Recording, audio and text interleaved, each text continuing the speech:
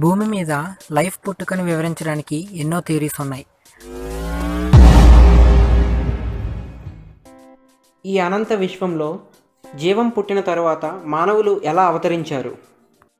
కోతుల నుండి different స్టేజెస్గా Homo sapiens evolution ఎలా జరిగింది? జీవం ఆవిర్భవించినప్పటి నుండి ఇప్పటి వరకు ఎన్నో జీవులు పుట్టాయి, కానీ ఇప్పుడు మనం చూస్తున్నవి వాటిలో 1% మాత్రమే.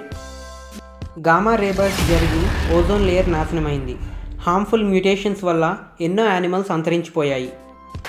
ఇలా ఎన్నోసార్లు జరిగిన భూమి మళ్ళీ చిగురించి ఎన్నో కోట్ల జీవులకు ప్రాణం పోసింది. భూమి ఉపరితలం చాలా వరకు నీటితో నిండి ఉంది. ఈ నీటి కింద ఒక అద్భుతమైన ప్రపంచం ఉంది. ఆ ప్రపంచం గురించి మనుషులు ఇప్పటి వరకు కనుగొన్నది చాలా తక్కువ.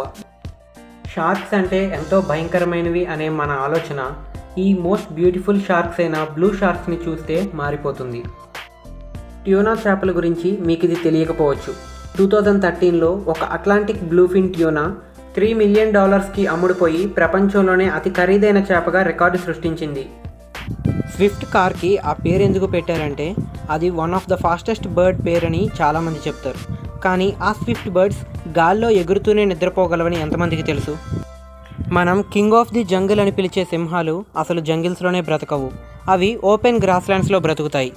ఇలా మరెన్నో సిల్లీ యానిమల్ ఫ్యాక్ట్స్ గురించి, డిఫరెంట్ కేటగిరీస్లో టాప్ 10 ర్యాంక్డ్ యానిమల్స్ గురించి, ఎవల్యూషన్ గురించి అండ్ టోటల్గా మన భూమి మీద లైఫ్ యొక్క స్టోరీ గురించి తెలుసుకోవాలనుకుంటే please subscribe to the Marvel nature.